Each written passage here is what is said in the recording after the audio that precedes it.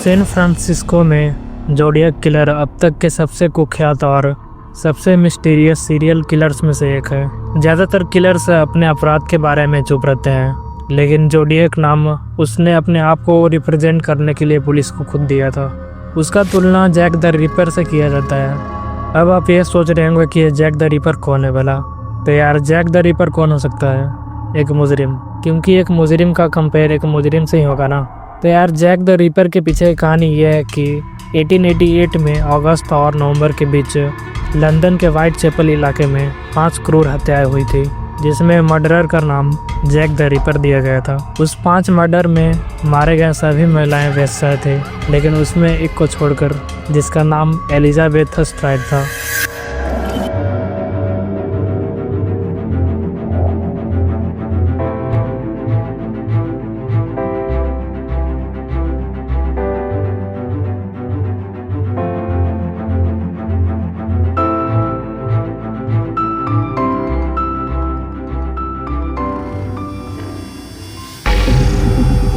तो अब बात करते हैं जोडियक किलर के बारे में। सन 1968 से सन 1969 तक उसने सैन फ्रांसिस्को में अपनी हत्याओं से आतंक मचा रखा था। वह मर्डर करने के बाद और मर्डर से पहले वह पुलिस को इनकोडेड लेटर से भी परेशान करता था। इसके साथ सीधे तौर पर जोड़ी कम से कम 5 मर्डर था, लेकिन उसका दावा था कि उसने 37 लोगों की हत्या किया था। जोडियक किलर का आतंक तब शुरू हुआ जब 16 साल के बेटी लू जेनसन और 17 साल का डेविड आर्थर फेराडे को उनकी गोलियों से भरी कार के बाहर लेटे हुए पाया गया। जेनसन जो थी, उसको क्राइम सीन पर मरी हुई पाया गया।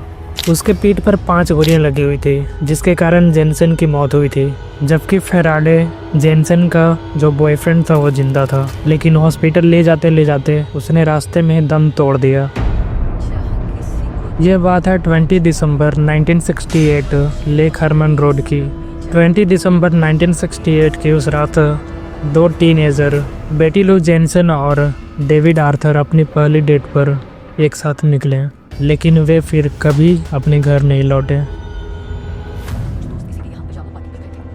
फिर इस घटना के बाद 4 जुलाई 1969 की रात को 22 साल की डार्लिन फेरिन और उसका एक दोस्त 19 साल का माइकल मैग्यू दोनों ब्लू रॉक स्प्रिंग पार्क में एक भूरे रंग की कॉरवेयर के अंदर बैठे थे, जो पिछले वाला क्राइम सीन से लगभग 2 मील नॉर्थ वेस्ट में लेक हरमन रोड पर स्थित है। उस दिन आधी रात में कुछ देर बाद कॉरवेयर के पीछे एक व्हीकल आकर खड़ा हो जाता है और उसमें से एक आदमी बाहर निकलता है। तो माइकल और डार्लिन ने सोचा कि सामने आने वाला आदमी शायद कोई पुलिस अधिकारी है, लेकिन अचानक से गोलियां की बौछार कार पर होने लगी। माइकल चौंक गया।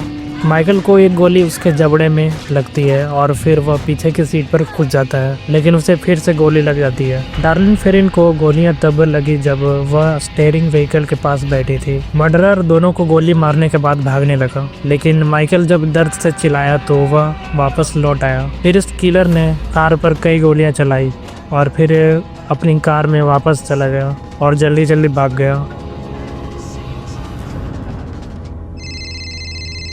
रात के 12:40 से 48 मिनट के बीच वेलेजो पुलिस डिस्पैचर एक आदमी का कॉल रिसीव करती है। तो वह दावा करता है कि ब्लू रॉक स्प्रिंग पार्क में गोलीबारी के लिए रिस्पॉन्सिबल है, और पुलिस तब हैरान होती है जब उसने लेक हरमन रोड पर मर्डर के लिए भी वह खुद को रिस्पॉन्सिबल ठहराता है।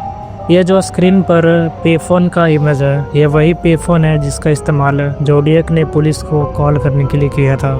जोडियक द्वारा किए गए फायरिंग में डार्लिन फेरिन तो मर जाती है, लेकिन घायल माइकल मैग्यू बच जाता है। माइकल मैग्यू ने पुलिस को जोडियक किलर के हुलिये के बारे में बताता है कि उसका हाइट लगभग 5 फीट 8 इंच लंबा, थोड़ा सा मोटा और गोरा था।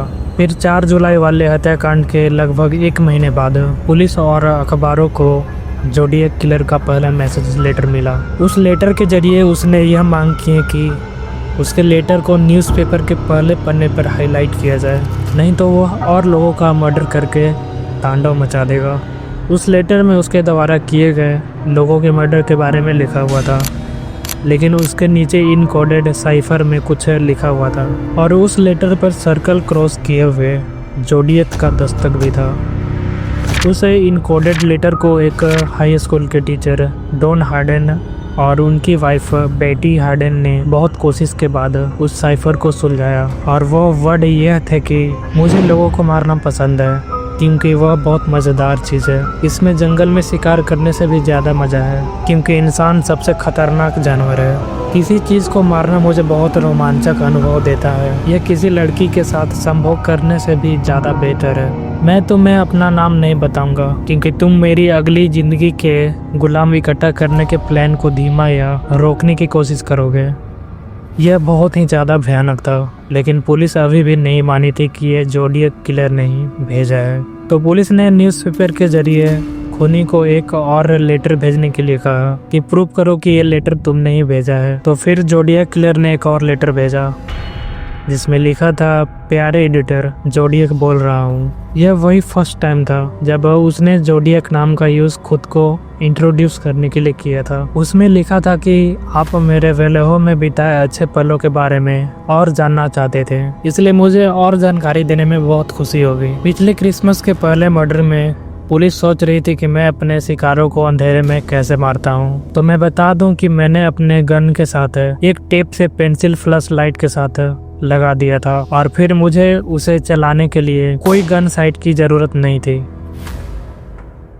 फिर इसके बाद 27 दिसंबर 1969 के शाम के समय में बेरेसा झील के किनारे सुनसान जगह पर एक प्रेमी जोड़ा एक कंबल पर बैठकर बातचीत कर रहे थे, जिनमें से एक का नाम शेपर्ड और एक का नाम हार्टनेल था। तो अचानक शेपर्ड ने देखा कि एक आदमी उसके पास आ रहा है और उसका शरीर पूरा ढका हुआ है। और फिर थोड़ा पास आने पर देखी कि उसके हाथ में एक गन है और कमर के पास चाकू रखा हुआ है। वह पास में आया और गन दिखाते हुए कहा कि मुझे मैक्सिको भागने के लिए पैसों और कार की ज़रूरत है।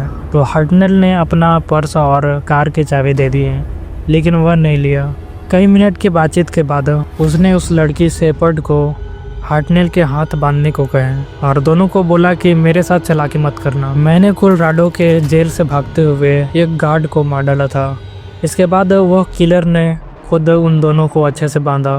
फिर 20 साल के ब्रायन हार्टनेल को 6 बार पीठ में चाकू मारा और 22 साल की सेसिलिया शेपर्ड को 10 बार चाकू मारा। हमले के बाद वह आदमी आराम से वहां से चला गया। घटनास्थल पर कई मिनट के बाद पास के एक मछुआरे ने जोड़े को चीखते हुए सुना और पार्क रेंजरों को सतर्क किया।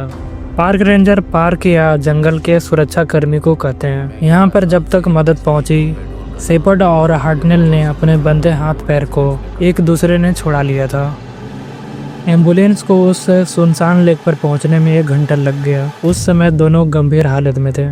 हमले के ठीक 1 घंटे बाद नापा पुलिस विभाग को एक व्यक्ति का फोन आया और उसने बोला, मैं जोडियक बोल रहा हूँ। बेरेसा लेक पर उन दोनों प्रेमी जोड़ों को मैंने ही मारा है। उस फोन कॉल को पुलिस ने जल्द ही ट्रेस किया, जो कि नापा शहर के एक फोन बूथ पर ट्रेस हुआ। इस बीच नापा काउंटी शेरिफ विभाग के डिप्टी अपराध स्थल पर पहुंच गए थे। उन्होंने देखा कि मर्डरर ने शेपर्ड और हार्टनेल के कार पर एक मैसेज छोड़ा है। उस पर फेराडे जेनसन और एरिन मैग्यू वलेहो हमले की तारीख 27 दिसंबर 1969 और टाइम वहाँ पर मेंशन था 6:30 PM बाई नाइफ। और फिर क्रॉस सर्कल का दस्तक भी छोड़ा हुआ था। घटना स्थल से जोडियक किलर के विंग वॉकर के जूते का भी निशान बरामद किए गए। विंग वॉकर जूते डिफेंस लाइक नेवी में यूज किए जाते हैं। उस जूते के निशान से जोडियक किलर का वेट जो है वो 210 पाउंड से ज्यादा का लग रहा था। उस हमले में शेपर्ड मर गई,